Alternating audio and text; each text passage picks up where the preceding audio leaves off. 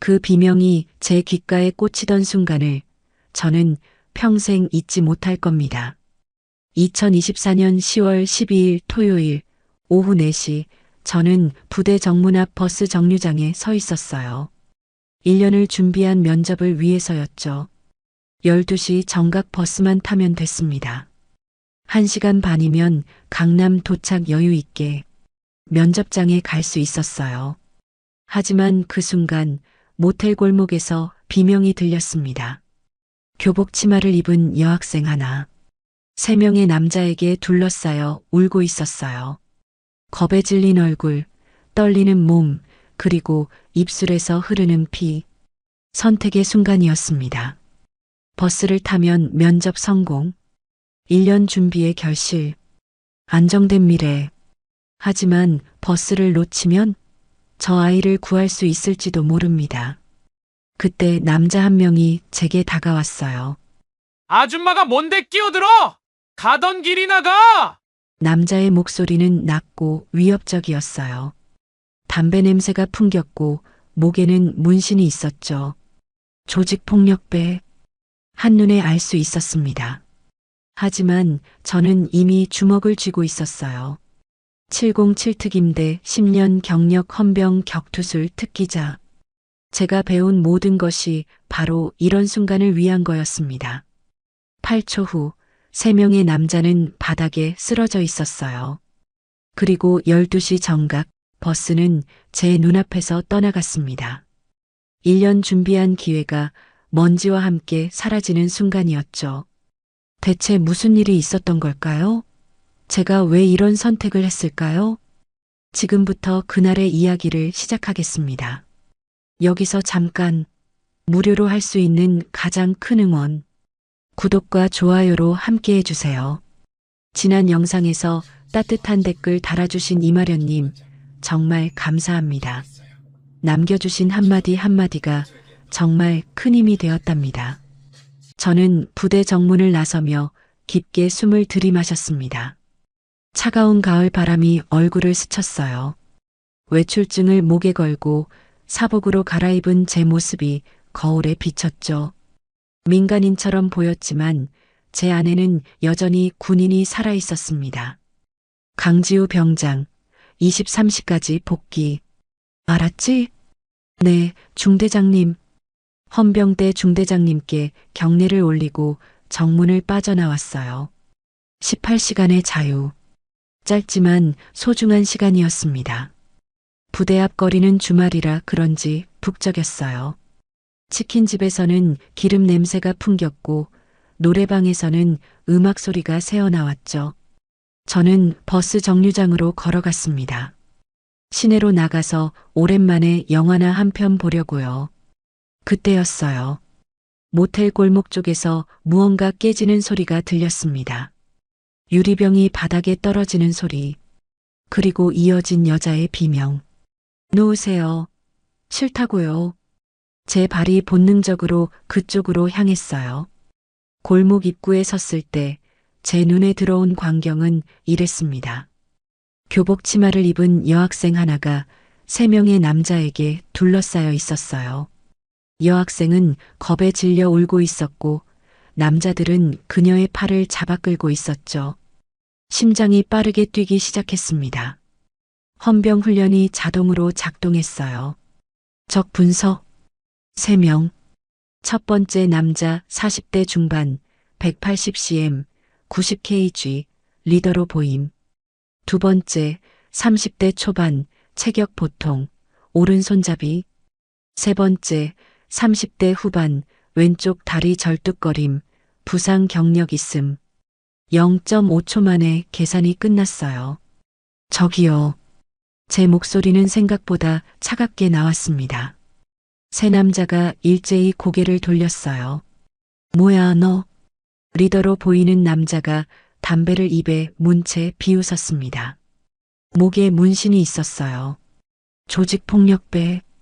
한눈에 알 수 있었죠. 저 학생 놓아주세요. 제 말에 남자들이 웃었어요. 비웃음이었습니다. 아줌마가 뭔데 끼어들어? 가던 길이 나가. 아줌마라고? 저는 올해 21살입니다만 이거 우리 조카야. 가출해서 데려가는 거라고. 상관 말고 꺼져. 거짓말이었어요. 여학생의 표정을 보면 알 수 있었습니다. 공포에 질린 눈빛, 온몸의 떨림, 그리고 입술에서 흐르는 피. 저항하다가 맞은 흔적이었죠. 경찰 부르겠습니다. 저는 핸드폰을 꺼냈어요. 하지만 두 번째 남자가 순식간에 제 손목을 잡았습니다. 인연이 진짜? 손목을 비트는 힘이 강했어요. 아팠습니다. 하지만 저는 이런 상황을 수백 번 훈련받았죠. 찰나의 순간 제 몸이 움직였어요. 남자의 손목을 역으로 비틀며 무릎으로 명치를 가격했습니다.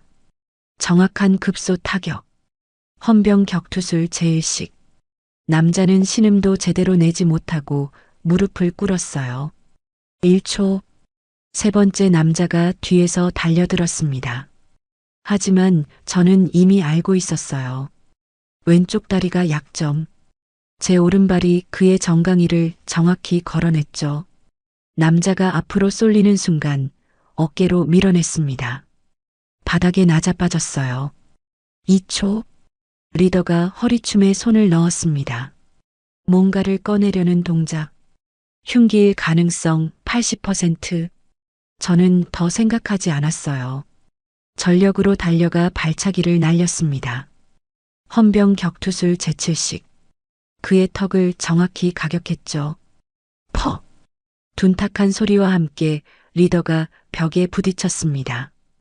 허리춤에서 뭔가가 떨어졌어요. 작은 칼이었습니다. 저는 그것을 재빨리 발로 차서 멀리 보냈죠. 3초. 세 명 모두 바닥에 쓰러져 있었습니다. 거친 숨을 몇 번 내쉬었어요. 손이 떨렸습니다. 아드레날린이 온몸을 타고 흐르는 게 느껴졌죠. 실전이었어요. 훈련장이 아닌 진짜 거리에서의. 괜찮아요? 저는 여학생에게 다가갔습니다.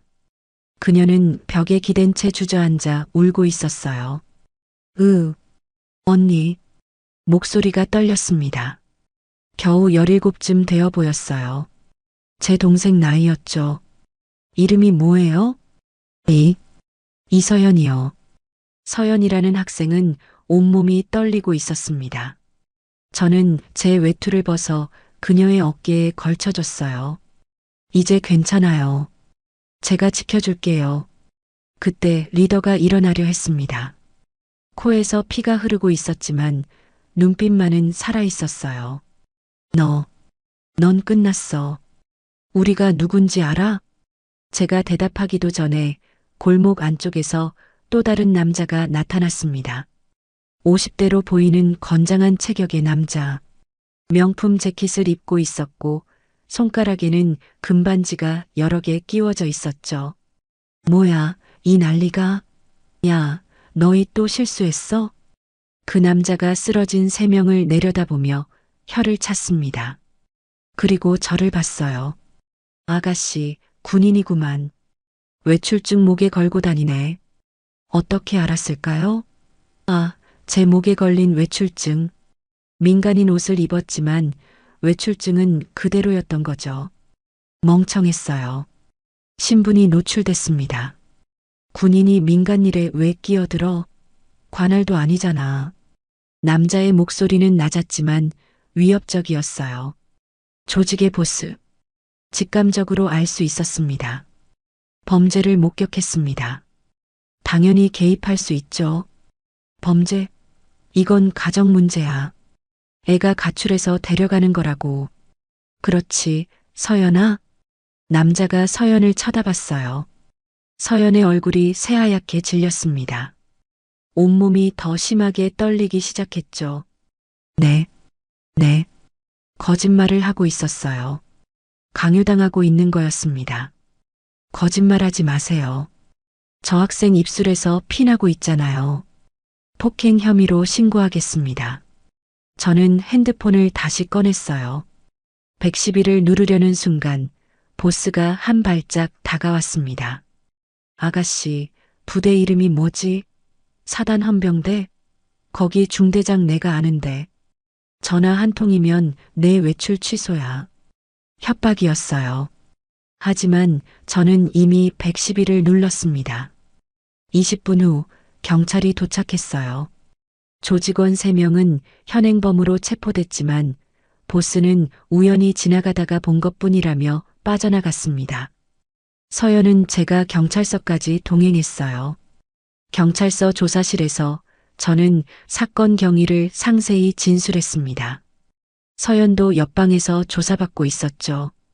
1시간 후 담당 형사가 나왔어요. 수고했어요, 병장님. 근데 피해자가 진술을 번복했네요. 그냥 오빠들이랑 장난친 거였대요. 고소 의사도 없다고. 그럴 리가 없습니다. 분명히 강제로. 피해자가 그렇다는데 우리가 뭘 어떻게 해요? 일단 조직원들은 폭행죄로 입건은 하는데 증거가 약해서 곧 풀려날 거예요. 말이 안 됐어요.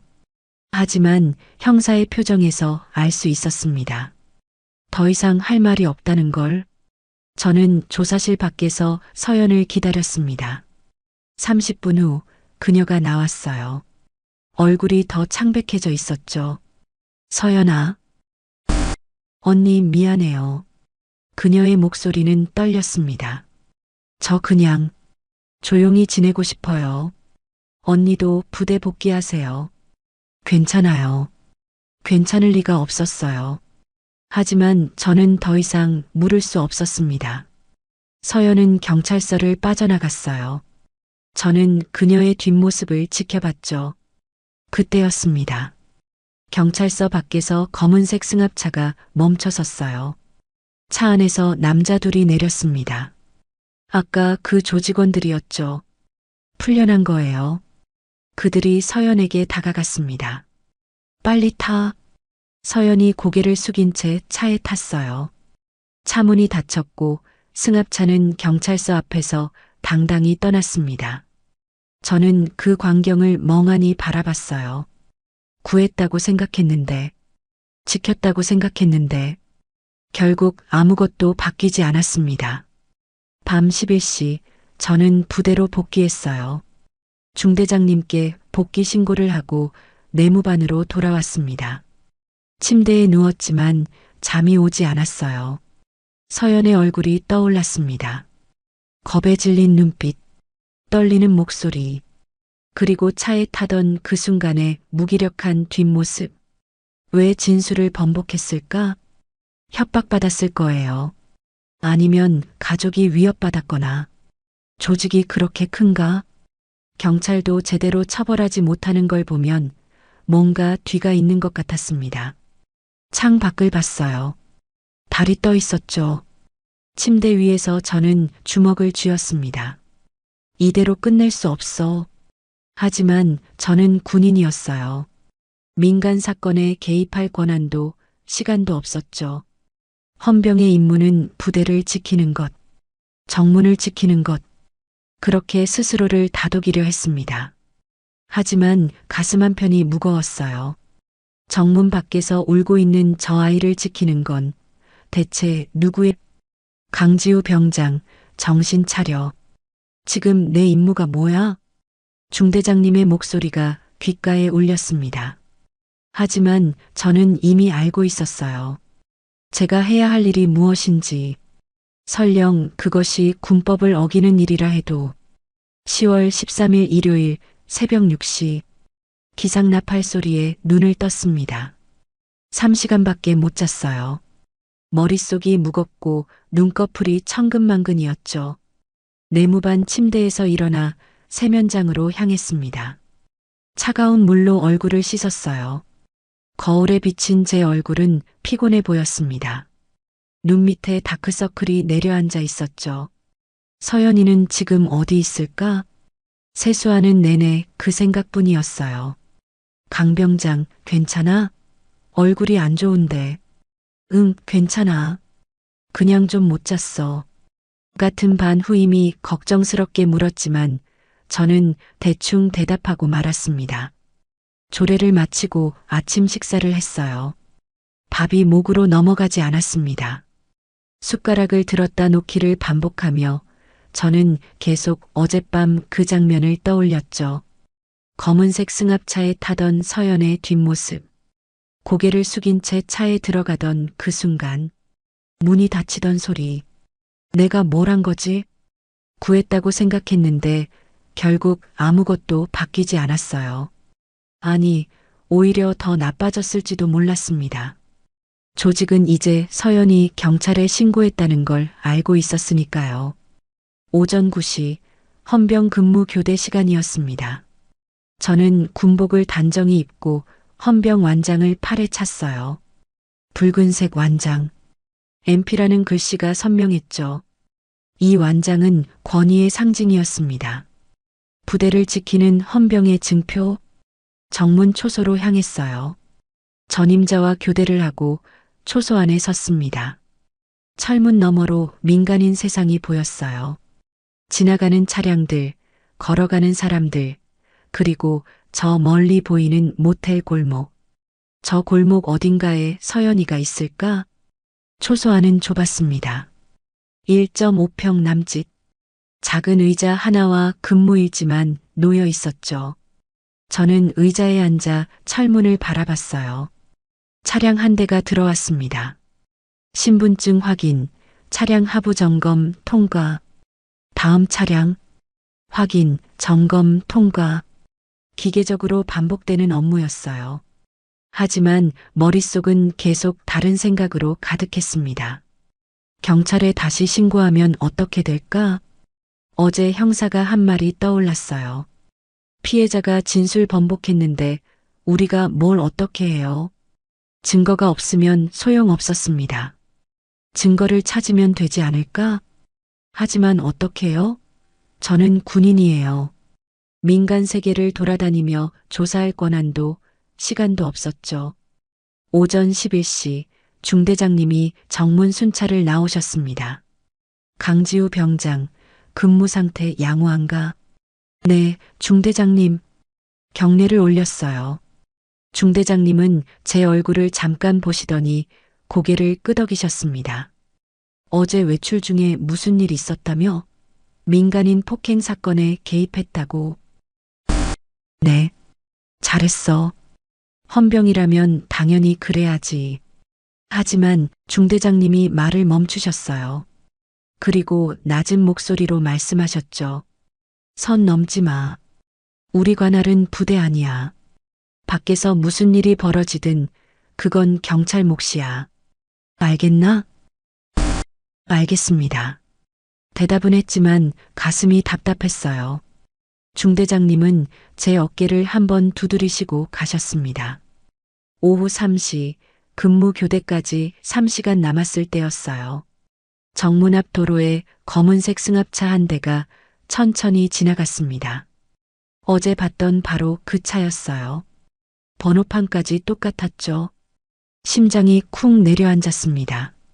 차 안에서 누군가 저를 쳐다봤어요. 조수석에 앉은 남자. 어제 제게 맞았던 그 조직원이었습니다. 그는 저를 보며 비웃듯 손을 흔들었어요. 차는 천천히 지나가 모텔 골목 쪽으로 사라졌습니다. 저는 주먹을 꽉 쥐었어요. 손톱이 손바닥에 파고들었지만 아프지 않았습니다. 저 차 안에 서연이가 있을까? 아니, 확신했어요. 분명히 있을 거라고. 지금 당장 뛰어나가서 차를 세우고 싶어. 하지만 발이 움직이지 않았습니다. 초소를 벗어날 수 없었어요. 근무 중이었으니까. 무단 이탈은 군법 위반이었죠. 저는 철문을 붙잡았습니다. 차가운 쇠가 손에 닿았어요. 나는 지금 뭘 하고 있는 거지? 정문을 지키고 있었습니다. 그게 제 임무였어요. 하지만 정문 밖, 저 골목 어딘가에서는 누군가가 울고 있을지도 몰랐죠. 오후 6시 근무가 끝났습니다. 내무반으로 돌아와 침대에 앉았어요. 다른 병사들은 TV를 보거나 핸드폰을 만지고 있었죠. 평범한 일요일 저녁이었습니다. 하지만 저는 평범할 수 없었어요. 침대 옆 사물함을 열었습니다. 안에는 사복과 외출 허가증, 그리고 헌병 완장이 들어 있었어요. 완장을 꺼내 손에 쥐었습니다. 붉은 천, MP라는 흰 글씨. 이게 나야. 헌병 강지우. 10개월 전 헌병 교육대에서 처음 이 완장을 받았을 때가 떠올랐어요. 교관님이 말씀하셨죠. 헌병은 군의 법을 지키는 사람이다. 정의를 지키는 사람이다. 정의. 그런데 정의는 정문 안에만 있는 건가? 저는 완장을 내려다봤습니다. 오래 생각하지 않았어요. 이미 결심은 끝났으니까. 10월 14일 월요일 일과가 끝난 오후 6시. 저는 중대장님께 외출 신청을 했습니다. 강병장, 또 외출? 주말에도 나갔잖아. 죄송합니다. 급한 일이 있습니다. 뭔데? 개인 사정입니다. 중대장님이 의심스럽다는 눈빛으로 저를 봤어요. 하지만 결국 허가해 주셨습니다. 23시까지. 늦지 마. 감사합니다. 경례를 올리고 급히 준비했어요. 사물함을 열었습니다. 사복을 꺼내 입었어요. 청바지에 후드티. 평범한 민간인 차림이었죠. 외출증을 목에 걸려다가 멈췄습니다. 아니야. 이번엔 신분을 들키면 안 돼. 외출증을 사물함 안에 넣었어요. 그리고 헌병 완장도 꺼냈습니다. 손에 쥐고 한참 바라봤어요. 미안해요, 중대장님. 완장을 사물함 깊숙이 넣었습니다. 천천히 문을 닫았어요. 그 순간 느꼈습니다. 뭔가 무거운 것을 내려놓은 것 같으면서도 동시에 더 무거운 짐을 짊어진 것 같은 기분. 이제부터는 강지우 병장이 아니야. 거울을 봤어요. 사복 입은 평범한 21살 여자가 서 있었습니다. 그냥 강지우. 서연이를 구하고 싶은 한 사람의 인간. 오후 7시 부대 정문을 나섰어요. 당직 헌병이 외출증을 확인하려 했지만 저는 재빨리 핸드폰 화면을 보여줬습니다. 급한 전화 와서요. 아, 그래. 조심해서 다녀와. 정문을 빠져나왔습니다. 차가운 저녁 공기가 얼굴을 스쳤어요. 걸으면서 손을 봤습니다. 헌병 완장이 없는 팔. 이상하게 가벼웠어요. 7일. 다음 주말 외출까지 7일. 매일 저녁 3시간씩 외출할 수 있습니다. 총 21시간. 21시간 안에 증거를 찾아야 해. 모텔 골목으로 향했어요. 어제와 같은 길이었지만 오늘은 달랐습니다. 어제는 헌병으로 왔지만 오늘은 그냥 민간인으로 온 거죠. 골목 입구에 섰습니다. 낡은 모텔들이 즐비했어요. 간판 불빛이 어둠 속에서 깜빡거렸죠. 로즈 모텔, 스타 모텔, 파라다이스 모텔. 어느 곳에 서연이가 있을까요? 저는 골목 안쪽으로 걸어 들어갔습니다. 발소리만 딸깍거렸어요. 편의점 앞에서 멈췄습니다. 이곳에서 모텔들이 한눈에 보였죠. 음료수 하나를 사서 벤치에 앉았어요. 관찰이 시작됐습니다. 오후 7시 15분 로즈 모텔로 커플이 들어갔어요. 평범한 연인으로 보였습니다.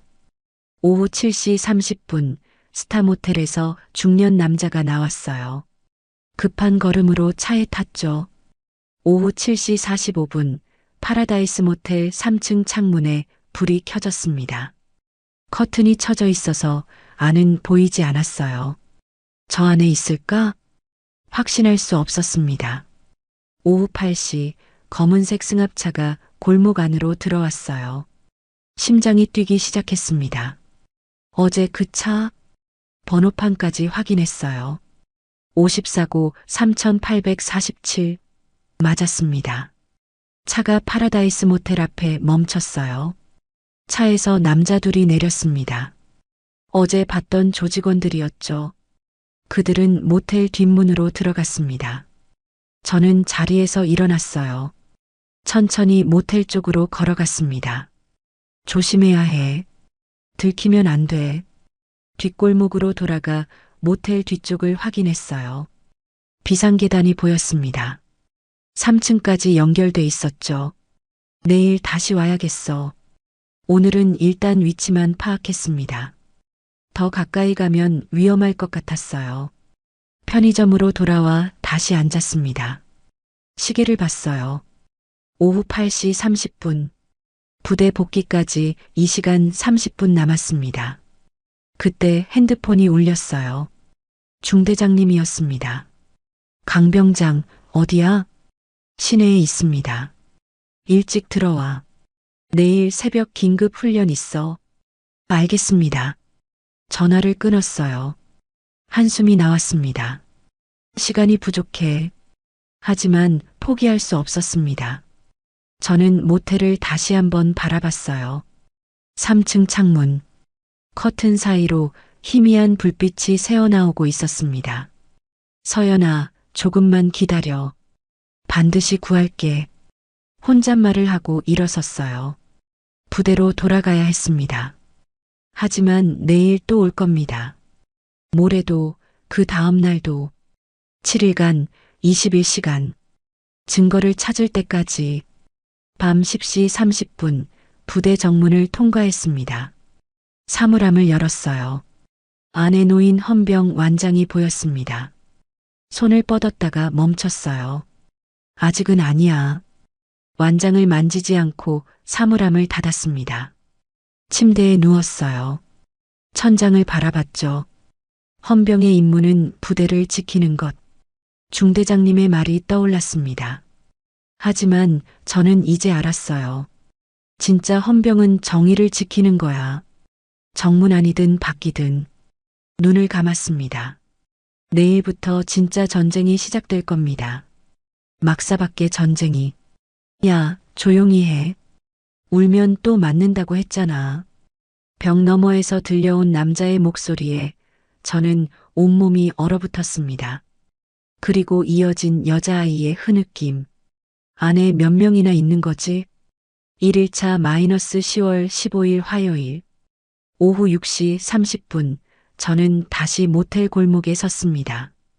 어제와 같은 편의점 벤치, 같은 음료수. 하지만 오늘은 준비가 달랐어요. 가방 안에 작은 수첩과 펜을 넣어왔습니다. 헌병 감시 교육 때 배운 대로 관찰한 모든 것을 기록하기 위해서였죠. 파라다이스 모텔 3층 창문을 응시했어요. 커튼이 쳐져 있었지만 가끔 그림자가 움직이는 게 보였습니다. 오후 6시 45분 검은색 승합차가 도착했어요. 번호판 확인. 54고 3847. 맞았습니다. 차에서 남자 셋이 내렸어요. 그중 한 명은 처음 보는 얼굴이었죠. 키 큰 남자, 가죽 재킷, 목에 문신. 수첩에 빠르게 기록했습니다. 인원 최소 3명. 교대 근무일 가능성. 남자들은 모텔 앞문으로 들어갔어요. 5분 후 다른 남자 둘이 나왔습니다. 어제 봤던 조직원들이었죠. 교대가 맞아. 3명씩 교대로 감시하는 거야. 그들은 승합차를 타고 떠났습니다. 저는 시계를 봤어요. 교대 시간은 오후 7시 전후. 계속 관찰했습니다. 오후 8시까지 특별한 움직임은 없었어요. 3층 창문에 불은 켜져 있었지만 커튼 때문에 내부는 보이지 않았죠. 오후 8시 30분 모텔 1층 로비에서 남자 한 명이 나왔습니다. 편의점 쪽으로 걸어왔어요. 저는 재빨리 핸드폰을 꺼내 얼굴을 가렸습니다. 남자는 편의점에 들어가 담배를 샀죠. 그리고 다시 모텔로 돌아갔어요. 담배 사러 나올 때가 기회일 수도 있어. 수첩에 기록했습니다. 오후 9시 부대 복귀 시간이 다가왔어요. 일어서서 모텔을 다시 한번 바라봤습니다. 서연아, 기다려. 2일차 -10월 16일 수요일.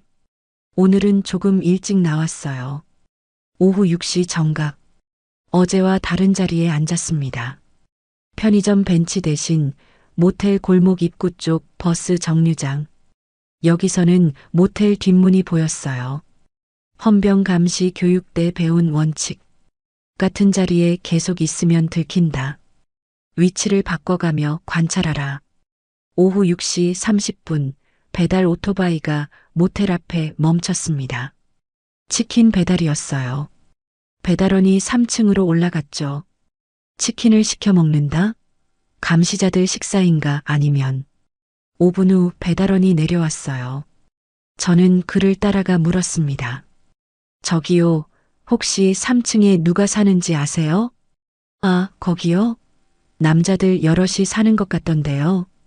맨날 치킨 시켜 먹어요. 여자는 못 봤어요? 글쎄요, 커튼 쳐놔서 잘 모르겠던데. 왜요? 아니에요. 그냥 궁금해서요. 감사합니다. 배달원이 떠난 후 저는 수첩을 펼쳤어요. 남자들만 보인다. 여학생들은 밖으로 안 나오는 건가? 감금. 오후 7시 교대 시간이었습니다. 어제와 똑같이 승합차가 도착하고 남자 셋이 교체됐어요. 하지만 오늘은 한 가지가 달랐습니다. 교대 전 남자 한 명이 큰 비닐봉지를 들고 모텔로 들어갔어요. 편의점 봉지였죠. 안에 뭐가 들었는지 보이지 않았지만 무거워 보였습니다. 식량? 여러 명분? 오후 8시 3층 창문이 잠깐 열렸어요. 환기를 시키는 것 같았습니다. 30초 정도만 열렸다가 다시 닫혔죠. 하지만 그 짧은 순간 저는 들었습니다. 여자 목소리, 어린 목소리. 엄마. 작은 흐느낌이었어요. 바람에 실려 희미하게 들렸죠. 심장이 세게 뛰었습니다. 안에 여자애들이 있어. 확실해. 주먹을 쥐었어요. 하지만 아직 아무것도 할 수 없었습니다. 증거가 필요했어요. 오후 9시 복귀 시간. 발걸음이 무거웠습니다. 3일차 마이너스 10월 17일 목요일. 오늘은 작전을 바꿨어요. 편의점에서 아르바이트생에게 물었습니다. 저기 파라다이스 모텔 3층 쪽에서 이상한 거 못 봤어요? 이상한 거요? 뭐가요? 그냥 수상한 사람들이나. 글쎄요. 거긴 원래 좀 그래요. 모텔이잖아요. 그냥 단골 손님들 많아요. 남자들만 드나들던데. 맞아요. 근데 전 신경 안 써요. 그쪽 일은 우리랑 상관없거든요. 더 이상 물을 수 없었어요. 편의점 직원도 모르는 척하고 있었습니다. 오후 7시 30분 저는 결심했어요. 직접 가까이 가봐야겠어. 모텔 뒤편으로 돌아갔습니다. 비상계단이 있었죠. 천천히 올라갔어요. 계단은 삐걱거렸지만 조심스럽게 발을 디뎠습니다. 2층까지 올라갔어요. 3층은 위험할 것 같았습니다. 2층 복도에서 위층 소리가 들렸어요. 야, 담배 떨어졌어. 네가 사와. 왜 나만 시켜? 너가 가. 가위바위보에서 진 놈이 가는 거야. 남자들 목소리였습니다. 2명인 것 같았어요.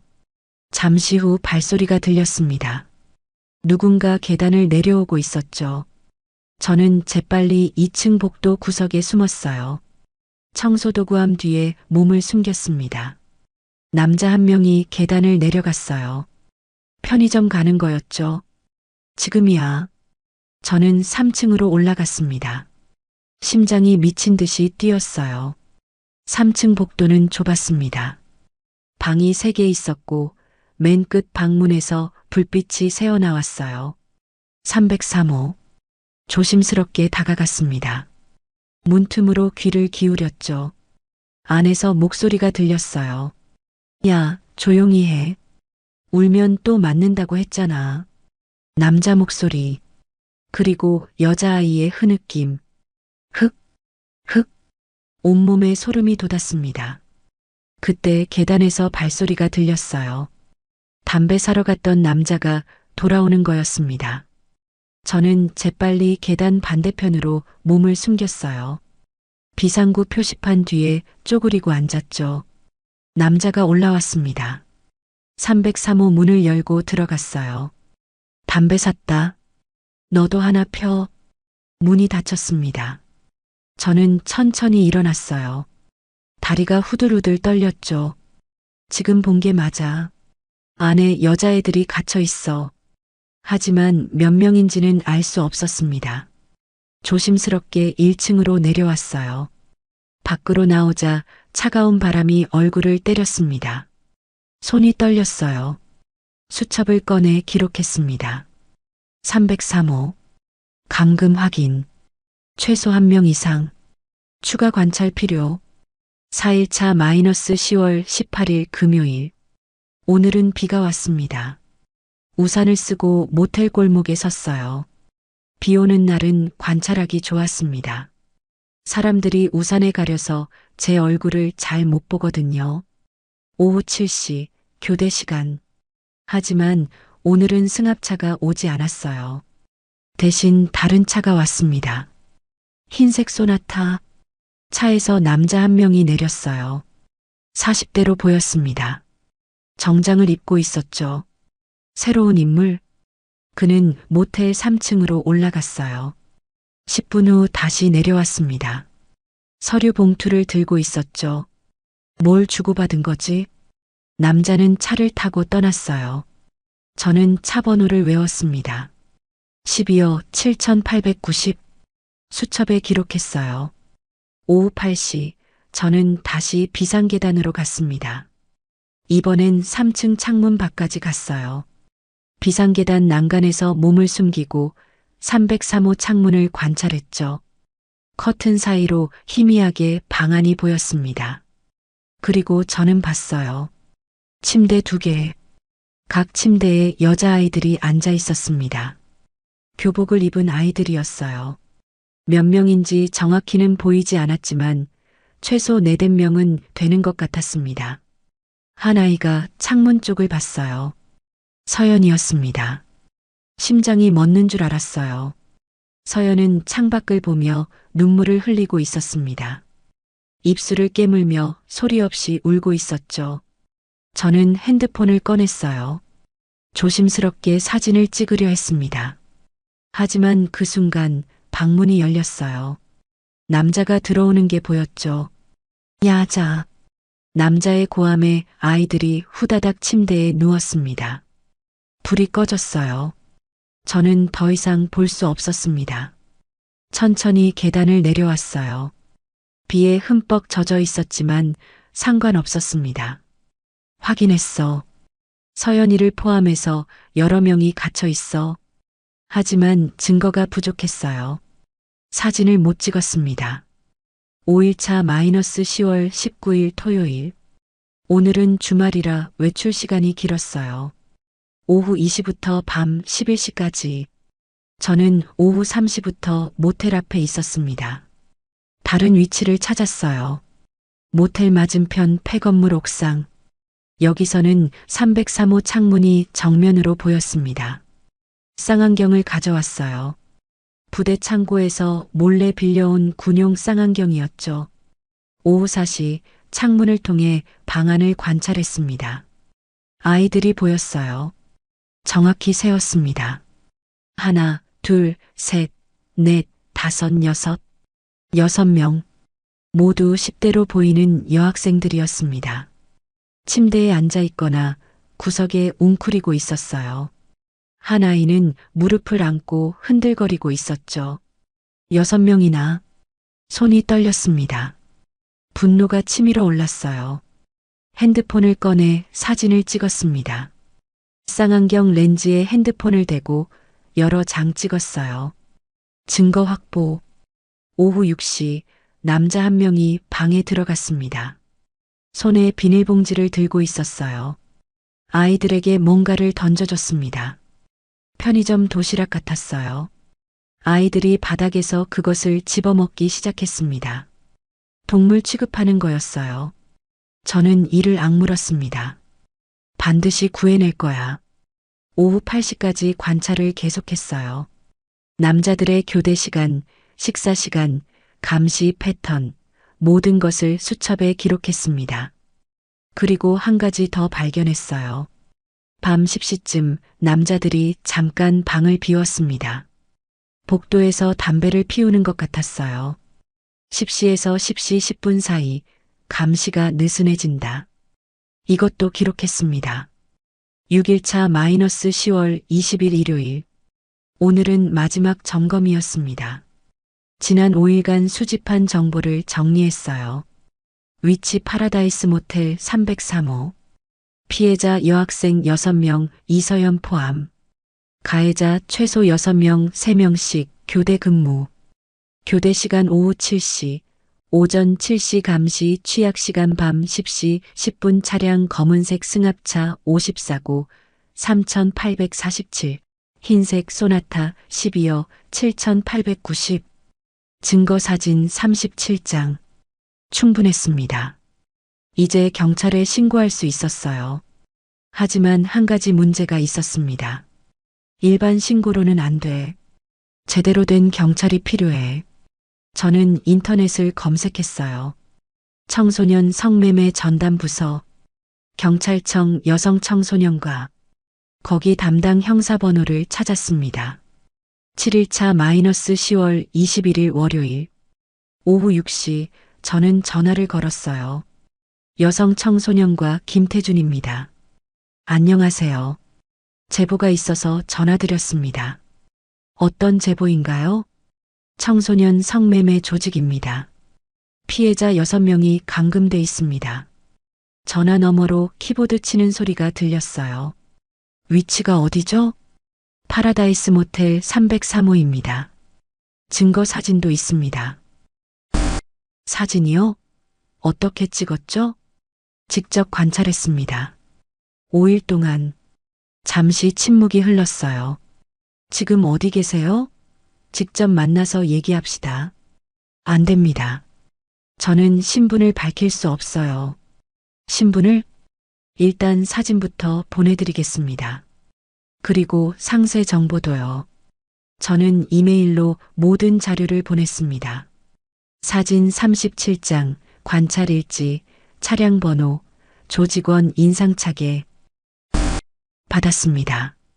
이거 대단한데요. 어떻게 이렇게 상세히? 빨리 구조해 주세요. 아이들이 위험합니다. 알겠습니다. 근데 제보자님, 정체가 뭐죠? 탐정이에요? 아니면 그냥 지나가던 사람입니다. 전화를 끊었어요. 심장이 빠르게 뛰었습니다. 이제 시작이야. 저는 모텔을 향해 걸어갔습니다. 마지막으로 한 번 더 확인하고 싶었어요. 오후 8시 303호 창문을 바라봤습니다. 커튼 사이로 아이들이 보였어요. 서연도 보였습니다. 조금만 기다려. 곧 구해줄게. 그때 핸드폰이 울렸어요. 모르는 번호였습니다. 받지 않으려다가 혹시 김태준 경위일까 싶어 받았어요. 강지우 병장이지? 남자 목소리였습니다. 낮고 위협적인 목소리. 심장이 철렁 내려앉았어요. 누구세요? 우리가 누군지는 알잖아. 내가 5일 동안 우리 쫓아다닌 거 다 알고 있어.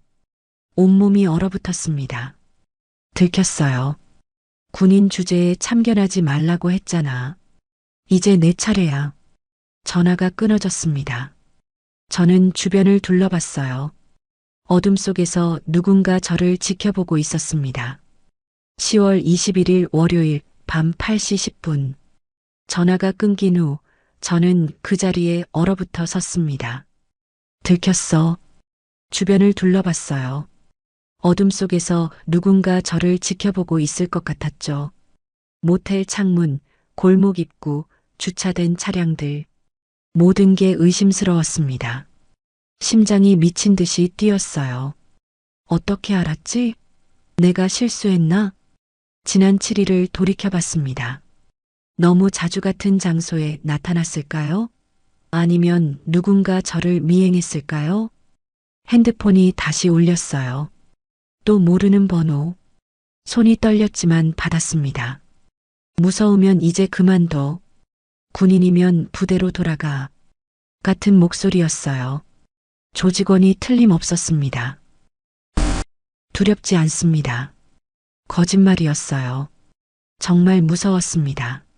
하지만 목소리만은 떨리지 않게 했죠. 2년 봐라. 근데 내 가족들은 안 무섭냐? 어머니 혼자 사시던데? 청소 일하시고. 온몸에 소름이 돋았습니다. 우리 엄마까지 조사한 거예요. 내일까지 조용히 있어. 그럼 내 가족은 안전해. 전화가 끊어졌습니다. 저는 그 자리에 주저앉을 뻔했어요. 다리에 힘이 풀렸죠. 엄마는 서울에서 빌딩 청소 일을 하십니다. 새벽 4시에 일어나서 저녁 8시까지 일하시죠. 저를 군대 보내기 위해 밤낮으로 일하셨어요. 그런 엄마가 위험에 처할 수도 있다니. 어떡하지? 2가지 선택지가 있었습니다. 포기하고 부대로 돌아가거나 아니면 계속 싸우거나. 하지만 포기하면 서연이와 그 아이들은요? 저는 주먹을 쥐었습니다. 안 돼. 여기서 멈출 순 없어. 핸드폰을 꺼내 엄마에게 전화했어요. 지우야? 무슨 일이야, 이 시간에? 엄마, 아무것도 아니고요. 그냥 목소리 듣고 싶어서요. 에이, 갑자기 왜 이래? 부대 생활 힘들어? 아니에요. 괜찮아요. 엄마, 혹시 모르니까 며칠간은 외출하지 마세요. 집에만 계세요. 왜? 무슨 일 있어?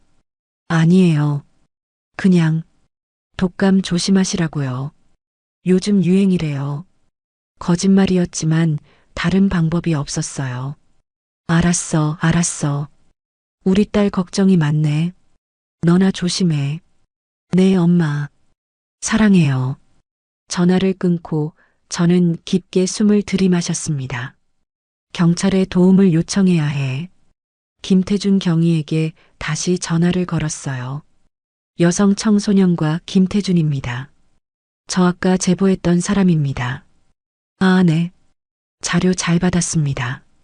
근데 신분을 밝혀주셔야 정식 조사를. 제가 위협받고 있습니다. 조직이 제 신분을 알아냈어요. 전화 너머가 조용해졌어요. 지금 어디 계세요? 모텔 근처입니다. 거기서 떠나세요. 지금 당장 안전한 곳으로 가세요. 안 됩니다. 아이들을 계속 감시해야 해요. 아니, 당신도 위험합니다. 이건 경찰이 처리할 일이에요. 경찰이 언제 움직이실 건데요? 침묵. 현재 영장 청구 중입니다. 빠르면 모레쯤. 모레요? 그 전에 조직이 아이들을 다른 곳으로 옮기면 어떡합니까? 그럴 정보가 있어요? 조직원이 저를 협박하면서 내일까지 조용히 있으라고 했어요. 뭔가 움직이려는 게 분명합니다. 다시 침묵. 김경희가 한숨을 쉬는 소리가 들렸어요. 알겠습니다. 내일 아침에 직접 만납시다. 정식으로 보호 조치를 취하겠습니다. 신분은 비공개로 해주세요. 저는 군인이라 알고 있습니다. 군인이 민간 사건에 개입하면 문제가 되죠. 걱정 마세요. 익명 제보자로 처리하겠습니다. 조금 안심이 됐어요. 내일 오전 10시 가평 경찰서 뒷문으로 오세요. 제가 기다리고 있겠습니다. 감사합니다. 전화를 끊었어요. 이제 오늘 밤만 버티면 됐습니다. 밤 9시 30분, 저는 모텔에서 떨어진 24시간 카페로 이동했어요. 창가 자리에 앉아 노트북을 펼친 척하며 계속 모텔 쪽을 주시했습니다. 여기서는 모텔 입구가 보였어요. 밤 10시 남자 한 명이 모텔에서 나왔습니다. 담배를 피우러 나온 것 같았어요. 감시 취약 시간. 지금이야. 저는 카페를 나와 모텔로 향했습니다. 심장이 빠르게 뛰었어요. 비상계단으로 올라갔어요. 이번엔 3층까지 303호 문 앞에 섰습니다. 문틈으로 귀를 기울였어요. 안에서 낮은 목소리가 들렸습니다. 내일 새벽 5시에 출발한다. 준비 다 해놔. 애들은요? 당연히 데려가지. 다 싸서. 심장이 철렁 내려앉았어요. 내일 새벽에 이송한다고? 이건 김경희에게 알려야 했습니다. 하지만 지금 전화하면 소리가 들릴 수 있었어요. 조심스럽게 계단을 내려가려는데 갑자기 3층 복도 불이 켜졌습니다. 누군가 방에서 나오는 소리. 저는 재빨리 몸을 숨겼어요. 비상구 문 뒤에 쪼그리고 앉았죠. 남자 목소리가 들렸습니다. 담배 다 떨어졌네. 편의점 다녀올게. 발소리가 계단 쪽으로 가까워졌어요. 저는 숨을 죽였습니다. 심장 소리가 너무 커서 들린 것 같았어요. 남자가 계단을 내려갔습니다. 휴! 저는 천천히 일어나려 했어요. 바로 그 순간이었습니다. 303호 문이 열렸어요. 야, 화장실. 여자 목소리였습니다. 어린 목소리. 복도로 한 여학생이 나왔어요. 뒤에서 남자가 따라 나왔죠. 빨리 다녀와. 5분 안에. 여학생이 복도 끝 화장실로 걸어갔습니다. 저는 그 뒷모습을 봤어요. 서연이었습니다. 심장이 뛰었습니다. 지금 접촉할 수 있는 유일한 기회였어요. 하지만 남자가 복도에 서 있었죠. 담배를 피우며 화장실 문을 지켜보고 있었습니다. 어떡하지? 그때 1층에서 소리가 들렸어요. 야, 계단에 쥐 한 마리 있어. 뭐? 어디? 복도에 서 있던 남자가 계단 쪽으로 고개를 돌렸습니다. 바로 그 순간 저는 움직였어요. 비상구 문을 열고 화장실로 뛰어갔습니다. 3초. 화장실 문을 열고 안으로 들어갔죠. 서연이 세면대 앞에 서 있었어요. 거울을 보다가 저를 발견하고 깜짝 놀랐습니다. 으악! 저는 재빨리 그녀의 입을 막았어요. 쉿! 나야. 기억해? 정류장에서 구해줬던. 서연의 눈이 커졌습니다. 저를 알아봤어요. 소리 내면 안 돼. 알았지? 서연이 고개를 끄덕였습니다. 저는 손을 떼었어요. 언니, 어떻게? 설명할 시간 없어. 들어봐. 내일 새벽에 너희 어디론가 옮긴대. 맞지? 서연이 고개를 끄덕였어요. 눈에 눈물이 가득 고였죠. 맞아요. 다른 도시로 간다고. 몇 시에 출발해? 새벽 5시요. 알겠어. 내가 구해줄게. 경찰이랑 같이 올게. 진짜요? 진짜야. 조금만 더 버텨. 알았지? 서연이 눈물을 흘리며 고개를 끄덕였습니다. 언니, 저희 6명이에요. 다 같이 갇혀 있어요. 알아. 다 구할 거야. 전원. 그때 밖에서 남자 목소리가 들렸어요. 야, 왜 이렇게 오래 걸려? 지금 나가. 아무 일 없던 것처럼 행동해. 서연이 세면대에 물을 틀고 손을 씻었어요. 저는 칸막이 안으로 들어가 문을 잠갔습니다. 화장실 문이 열리는 소리. 빨리 안 나와? 지금 나가요. 서연이 밖으로 나갔어요. 발소리가 멀어졌습니다. 저는 칸막이 안에서 한참을 기다렸어요. 5분쯤 지나서 조심스럽게 밖으로 나왔습니다. 복도는 조용했어요.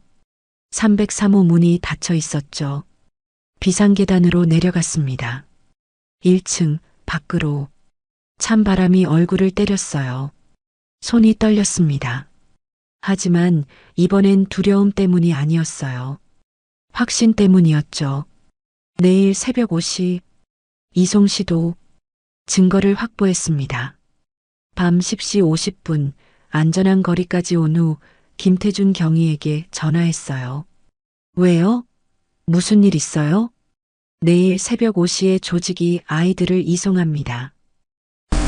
확실합니까? 직접 들었습니다. 그리고 피해자 중 한 명과 접촉했어요. 확인했습니다. 김경희가 심호흡하는 소리가 들렸어요. 알겠습니다. 긴급 영장 청구하겠습니다. 새벽 4시 30분에 작전 개시합니다. 제가 현장에 가도 될까요? 위험합니다. 제가 내부 구조를 가장 잘 압니다. 303호 내부 배치, 조직원 수 모두 제가 파악했어요. 침묵. 알겠습니다. 하지만 뒤에서만 지원하세요. 직접 돌입하진 마시고요. 감사합니다. 내일 새벽 4시에 가평 경찰서로 오세요. 작전 브리핑 하겠습니다. 전화를 끊었어요. 시계를 봤습니다. 밤 11시.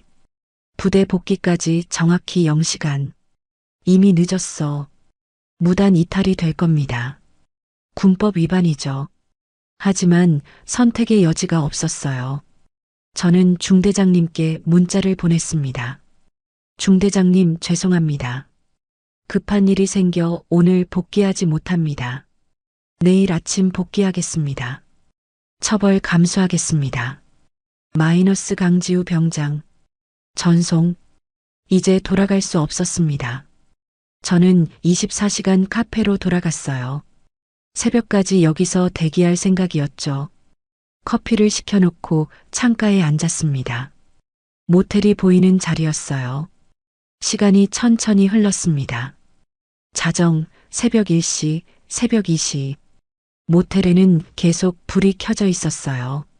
조직원들이 이송 준비를 하고 있는 것 같았습니다. 새벽 3시, 핸드폰에 문자가 왔어요. 김태준 경위였습니다. 영장 발부. 4시 30분 작전 개시.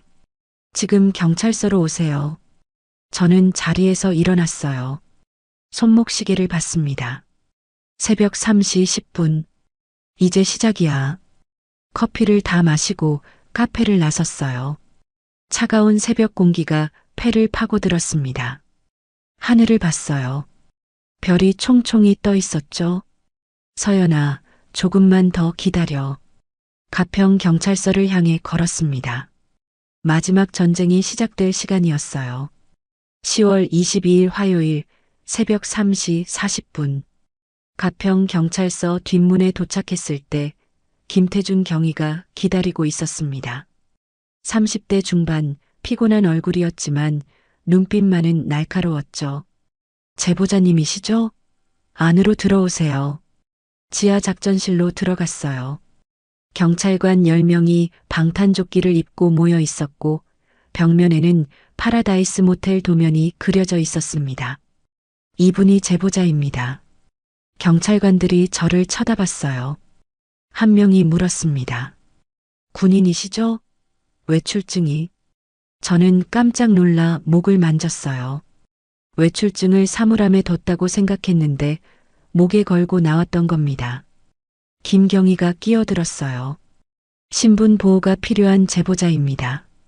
더 이상 캐묻지 마십시오. 브리핑이 시작됐습니다. 새벽 4시 30분 303호 동시 진입합니다. 1팀은 정문, 2팀은 비상계단, 3팀은 후방 차단. 바로 그때 작전실 문이 벌컥 열렸습니다. 정장 입은 50대 남자가 들어왔어요. 경찰청 광역수사대 박민준 경감입니다. 이 사건 광역수사대로 이첩됐습니다. 김태준 경위가 당황했어요. 경감님, 갑자기 왜? 상부 지시입니다. 이 사건 단순 성매매가 아닙니다. 박 경감이 서류를 꺼냈어요. 피해자 중 한 명이 VIP 가족입니다. 이서현, 합동참모의장 이강혁 대장의 손녀입니다. 순간 제 머릿속이 하얗게 변했습니다.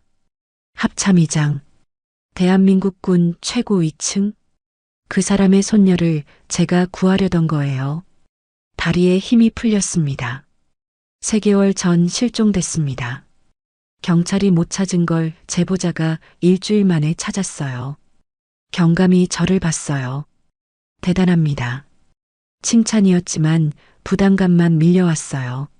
만약 실패하면? 손이 떨렸습니다. 작전 시간은 그대로입니다.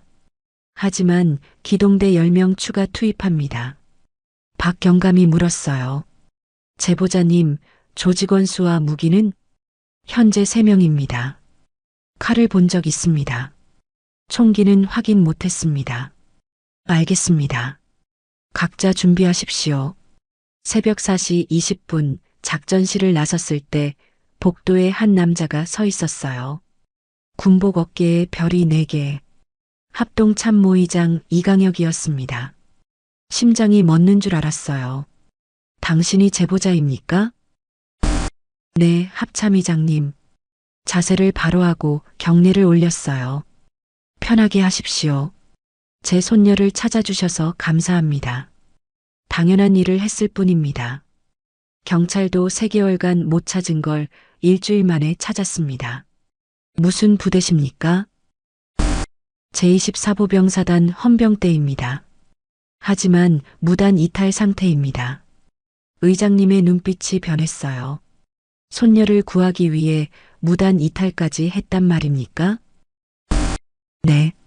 당신은 영웅입니다. 의장님이 제 어깨에 손을 얹었습니다. 목이 메는 것 같았어요. 오늘 작전, 제 손녀를 꼭 무사히, 반드시 구하겠습니다. 새벽 4시 25분 경찰 차량에 탔습니다. 5분 후면 모텔 도착. 창밖은 아직 어두웠어요. 서연아, 조금만 더. 차량이 모텔 근처에서 멈췄습니다. 새벽 4시 28분. 2분 남았어요. 김경희가 물었습니다. 무서우십니까? 네, 많이요. 저도 그렇습니다. 하지만 두려움보다 더 큰 이유가 있으니까요. 새벽 4시 29분. 박민준 경감의 무전. 전팀 1분 후 동시 돌입한다. 차에서 내렸어요. 차가운 새벽 공기. 경찰관들이 조용히 접근했습니다. 비상계단을 올라 3층. 303호 문 앞. 카운트다운 시작. 5, 4, 3, 2, 1 돌입. 쾅. 문이 부서지며 경찰이 뛰어들었어요. 경찰이다. 손들어. 방 안에서 고함, 비명, 무언가 깨지는 소리. 30초 후 저도 안으로 들어갔습니다. 바닥에 엎드린 남자 3명. 수갑이 채워져 있었어요. 그리고 침대 위 여학생들. 하나, 둘, 셋, 넷, 다섯, 여섯. 모두 있었습니다. 서연도 보였어요. 침대 구석에서 떨고 있었죠. 서연아. 서연이 고개를 들었어요. 눈물이 터졌습니다.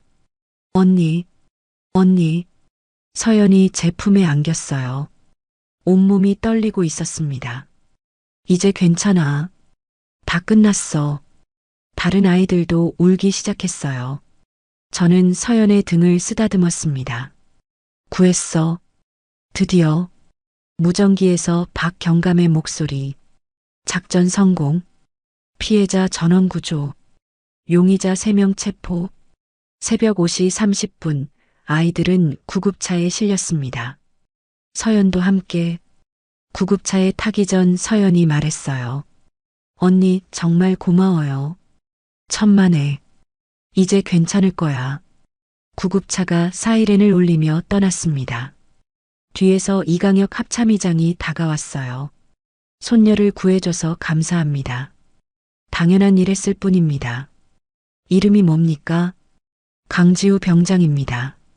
강지우 병장. 당신은 진짜 군인입니다. 의장님이 병원으로 향하는 차에 탔어요. 차가 떠났습니다. 해가 떠오르고 있었습니다. 동쪽 하늘이 붉게 물들었죠. 긴 밤이 끝났습니다. 하지만 제게는 또 다른 싸움이 남아 있었어요. 부대로 돌아가야 했습니다. 무단 이탈의 대가를 치러야 했죠. 10월 22일 화요일 오전 9시 부대 정문 앞에 섰습니다. 24시간 만에 복귀였어요. 정문 헌병이 저를 봤습니다. 눈빛이 차갑더군요. 강지우 병장, 무단 이탈로 수배됐습니다. 중대장님께서 기다리십니다. 알겠습니다. 정문을 통과했어요. 발걸음이 무겁게 느껴졌습니다. 새벽까지만 해도 서연이를 구한 여운이 남아 있었는데 지금은 모든 게 현실로 돌아왔어요. 무단 이탈, 군법 위반, 중대본부로 걸어가며 주변을 봤습니다. 훈련장에서 병사들이 구보하고 있었어요. 일상적인 부대 풍경. 하지만 저는 이제 그 일상으로 돌아갈 수 없을지도 몰랐습니다. 중대장 사무실 앞에 섰어요. 노크를 2번 했습니다. 들어와. 문을 열었습니다. 중대장님이 책상 앞에 앉아 계셨어요. 표정이 굳어 있었죠. 강지우 병장, 복귀 신고 올립니다. 경례를 올렸습니다. 중대장님은 답례하지 않으셨어요. 앉아. 의자에 앉았습니다. 등을 곧게 펴고 앞을 봤어요. 중대장님이 서류를 꺼냈습니다. 10월 21일 오후 11시 복귀 시간. 그런데 넌 오늘 오전 9시에 복귀했어. 10시간 지각이야. 송구합니다. 송구하다고? 그게 끝이야? 중대장님의 목소리가 높아졌어요. 무슨 일이 있었는지 설명해봐. 저는 입을 열었습니다. 급한 일이 있었습니다. 무슨 일? 말씀드릴 수 없습니다. 중대장님이 책상을 쳤어요. 탁 소리가 사무실에 울렸습니다. 말할 수 없다고? 강병장, 너 지금 장난하냐? 죄송합니다. 하지만 정말 말씀드릴 수 없습니다. 이유라도 대봐. 관련자들의 신원 보호 때문입니다. 중대장님이 한숨을 쉬셨어요.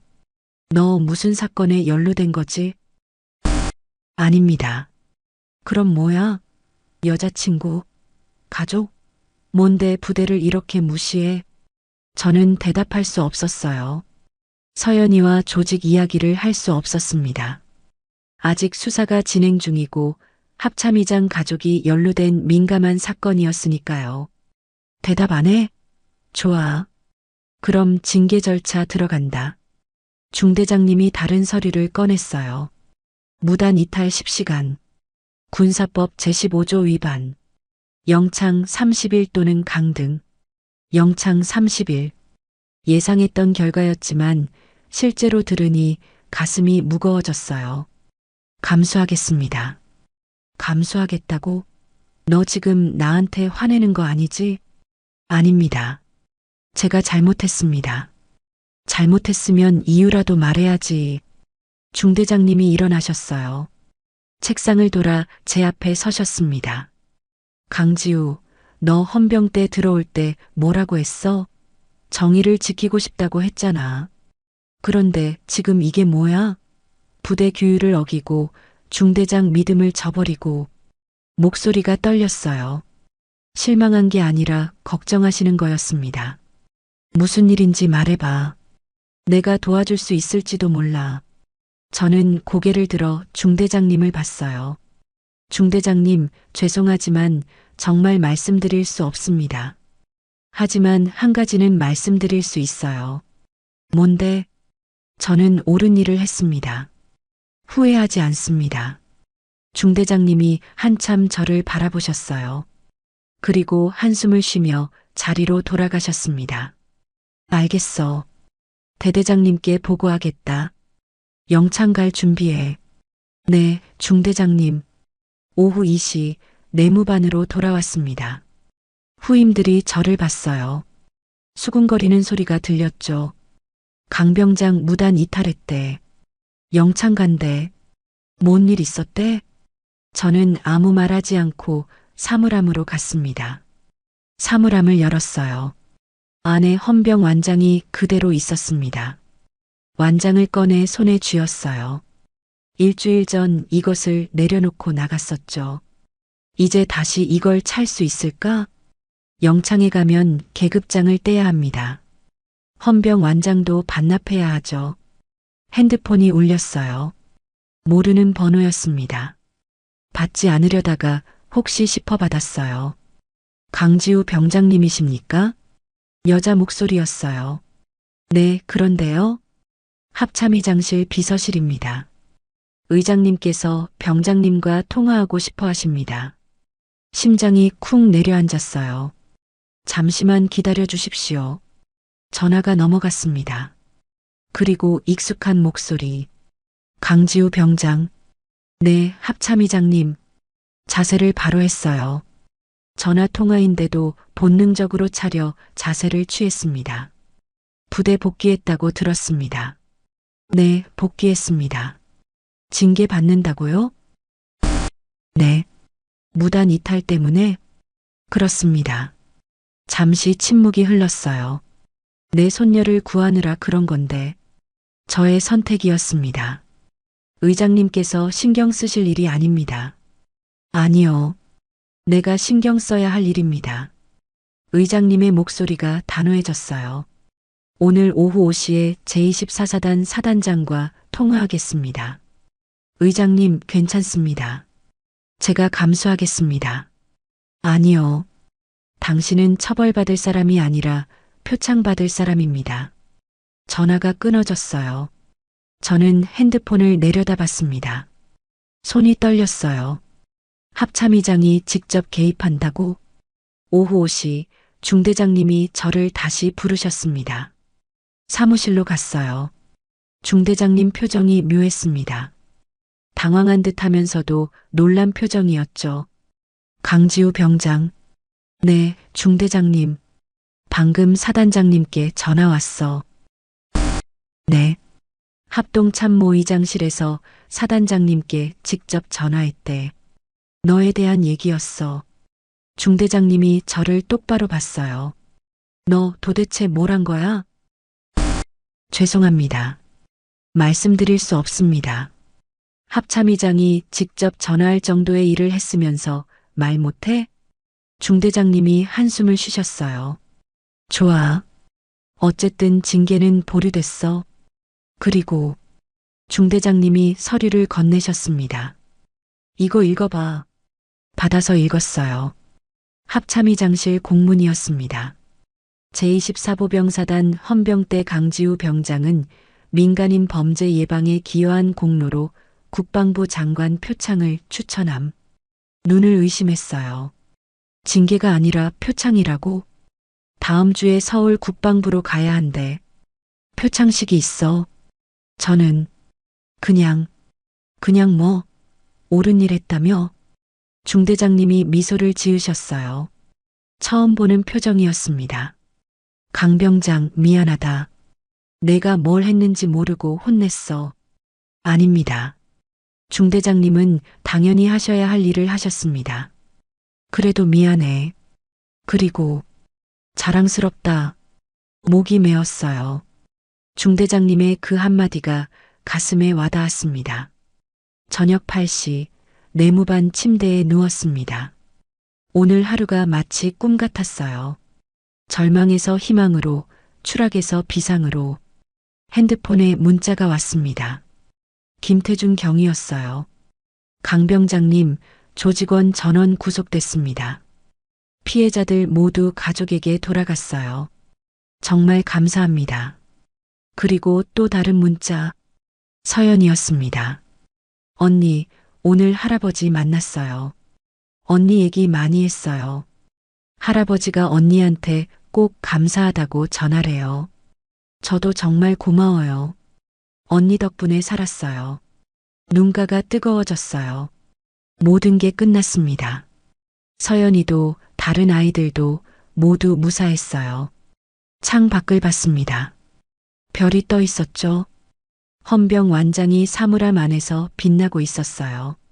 내일 다시 그것을 차겠죠. 하지만 이제 그 의미가 달라졌습니다. 헌병은 정문만 지키는 게 아니야. 정의를 지키는 거야. 눈을 감았습니다. 내일부터 다시 시작입니다. 10월 29일 화요일 오전 10시 서울 용산 국방부 본관 대강당. 저는 정복을 단정히 입고 앞줄에 앉아 있었습니다. 가슴에는 이름표가 달려 있었고 헌병 완장이 팔에 감겨 있었죠. 대강당에는 300명 넘는 사람들이 모여 있었어요. 장성급 장교들, 영광급 간부들, 그리고 언론사 기자들. 무대 위에는 국방부 장관과 합동참모의장 이강혁 대장이 앉아 계셨습니다. 심장이 빠르게 뛰었어요. 손에 땀이 났죠. 왜 이렇게 큰 행사로 만든 거지? 표창식이라고 해서 조용히 받는 줄 알았는데 완전히 달랐습니다. 사회자가 마이크를 잡았어요. 지금부터 2024년 하반기 국방부 유공자 표창식을 시작하겠습니다. 국민의례가 진행됐습니다. 국기에 대한 경례, 애국가 제창, 그리고 표창 순서가 시작됐어요. 먼저 작전 수행 유공자 3명께 표창을 수여합니다. 육군 대위, 해군 중령, 공군 소령이 차례로 단상에 올라갔습니다. 박수 소리가 울렸어요. 그리고 순서가 저에게 왔습니다. 다음은 민간인 범죄 예방 유공자입니다. 사회자가 잠시 멈췄어요. 그리고 또렷한 목소리로 말했습니다. 제24보병사단 헌병대 강지우 병장. 본 병사는 지난 10월 청소년 성매매 조직을 발견하고 7일간 단독으로 증거를 수집하여 경찰에 제보했습니다. 이로 인해 피해자 6명이 구조됐고 조직원 14명이 검거됐습니다. 대강당이 술렁거렸어요. 기자들이 카메라를 들었죠. 강지우 병장, 앞으로. 저는 자리에서 일어났습니다. 단상을 향해 걸었어요.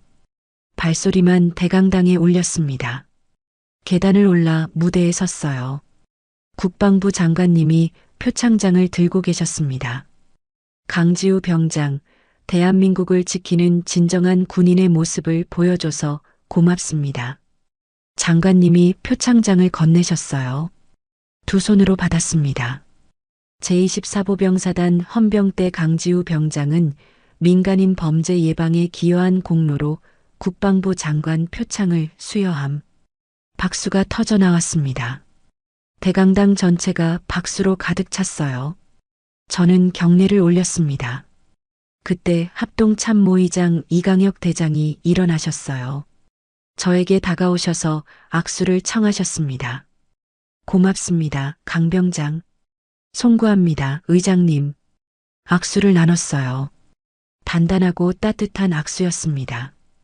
카메라 플래시가 터졌어요. 기자들이 연신 사진을 찍었죠. 무대에서 내려와 자리로 돌아갔습니다. 옆에 앉은 대위님이 축하한다고 말씀하셨어요. 하지만 저는 편하지 않았어요. 너무 많은 관심이 부담스러웠습니다. 나는 그냥 당연한 일을 했을 뿐인데. 오후 12시 표창식이 끝나고 오찬이 있었습니다. 국방부 본관 2층 연회장이었어요. 뷔페 식사가 준비돼 있었죠. 저는 구석자리에 앉아 조용히 식사를 했습니다. 그때 누군가 제 앞에 섰어요. 언니. 고개를 들었습니다.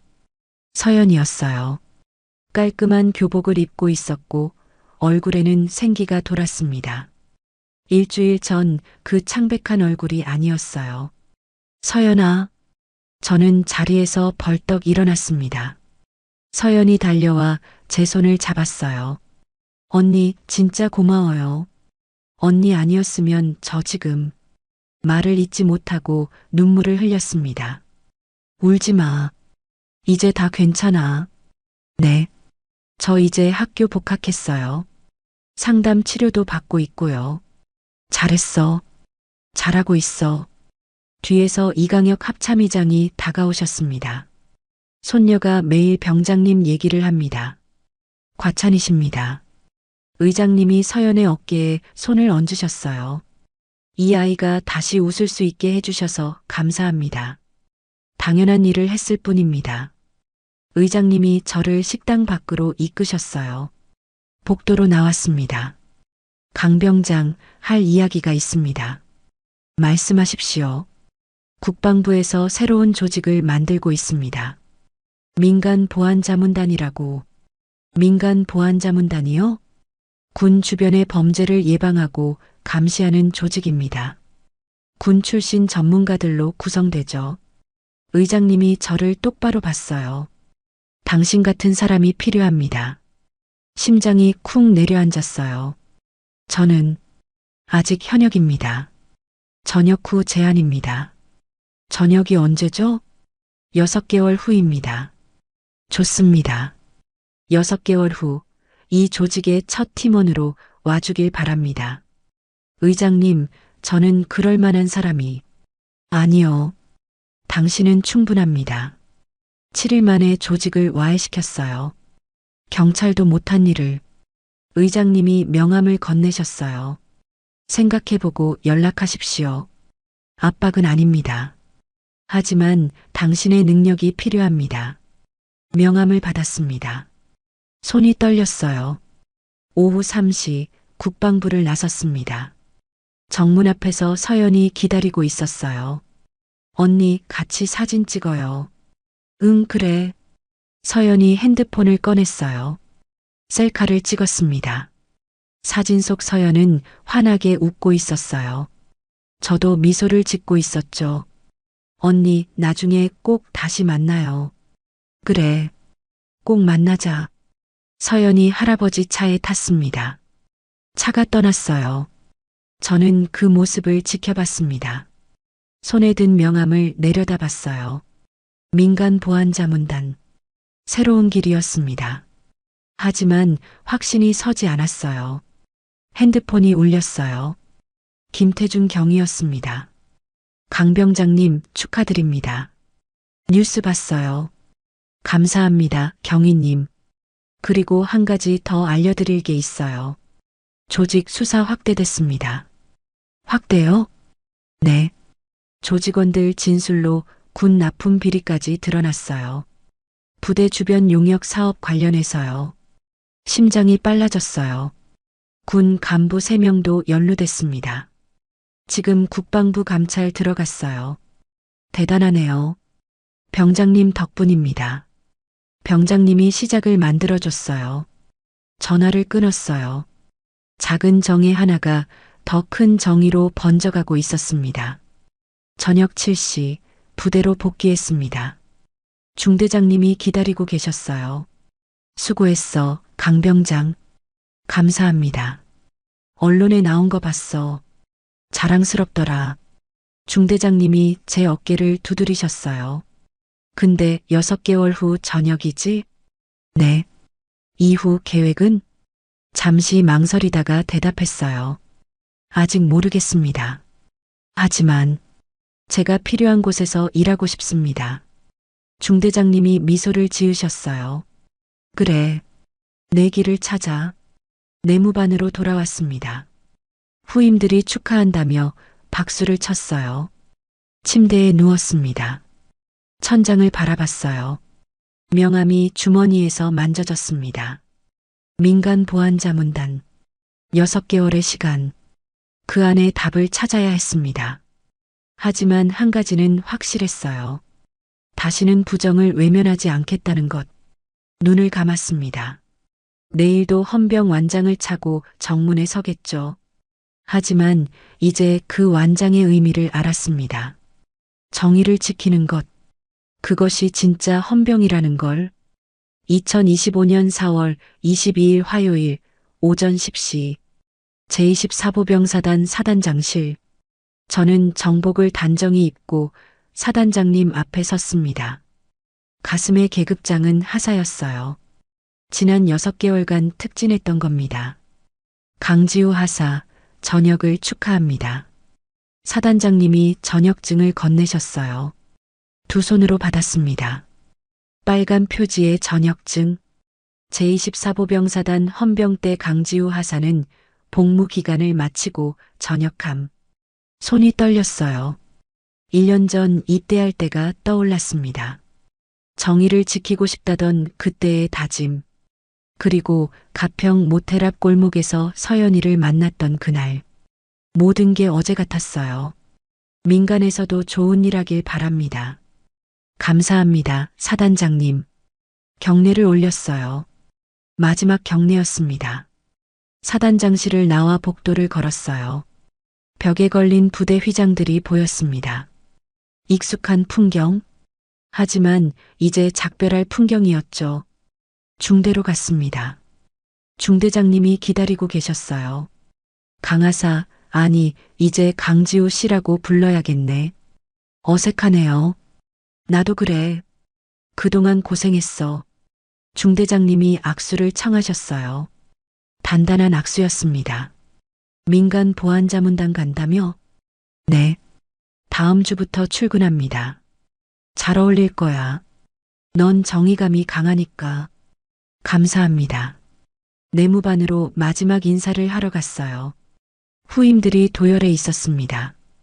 강지우 하사님, 저녁 축하드립니다. 선임님 덕분에 많이 배웠습니다. 한 명씩 악수를 나눴어요. 어떤 후임은 눈물을 글썽이기도 했죠. 사물함을 열었습니다. 마지막으로 헌병 완장을 꺼냈어요. 붉은색 천에 MP라는 흰 글씨. 1년간 제 정체성이었던 이것. 손으로 쓰다듬었습니다. 고마웠어. 완장을 사물함에 다시 넣고 문을 닫았어요. 오후 2시 부대 정문을 나섰습니다. 민간인 복장이었어요. 청바지에 재킷, 가방 하나만 메고 있었죠. 정문 헌병이 경례를 올렸습니다. 전역자 예우 경례. 저도 경례로 답했어요. 민간인이었지만 마지막 예의였습니다. 정문을 빠져나왔어요. 뒤돌아봤습니다.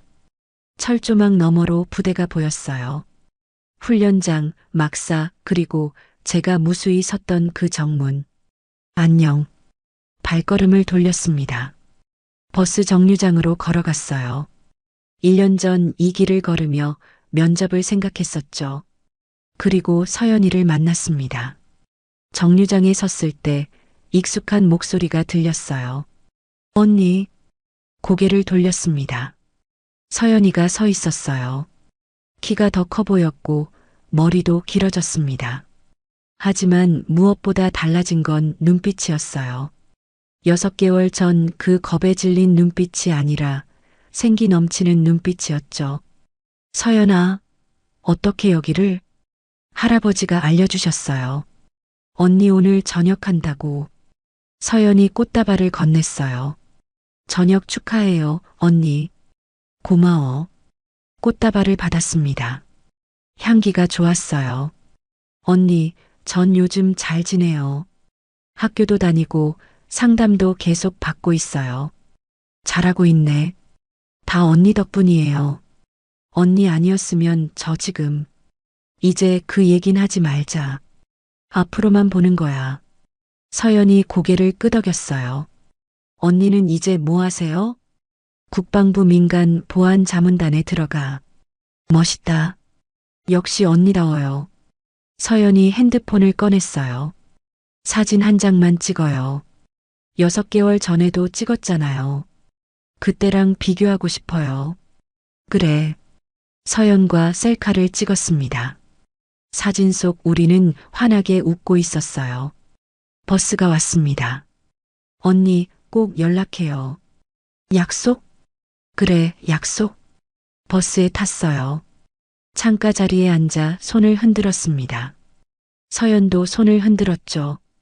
버스가 출발했어요. 정류장이 서연이 그리고 부대가 점점 멀어졌습니다. 2025년 4월 29일 월요일 오전 9시 서울 용산 국방부 별관 5층 민간 보안자문단 사무실 문 앞에 섰습니다. 문패에는 국방부 민간 보안자문단이라고 쓰여 있었어요. 깊게 숨을 들이마셨습니다. 그리고 문을 열었어요. 사무실은 생각보다 작았습니다. 책상 6개, 의자, 서류 캐비닛. 심플했어요. 40대 중반 남자가 일어났습니다. 강지우 씨 맞으시죠? 저는 팀장 이동욱입니다. 육군 헌병 출신이고요. 반갑습니다. 악수를 나눴어요. 다른 팀원들 소개하겠습니다. 4명이 더 있었어요. 모두 군 출신이었습니다. 해군 정보사, 공군 헌병, 육군 수사단. 각자 다른 부대, 다른 보직. 하지만 한 가지 공통점이 있었죠. 정의를 지키고 싶어하는 마음. 강지우 씨 자리는 여기예요. 창가 책상을 가리켰어요. 저는 가방을 내려놓고 앉았습니다. 창밖으로 서울 시내가 보였어요.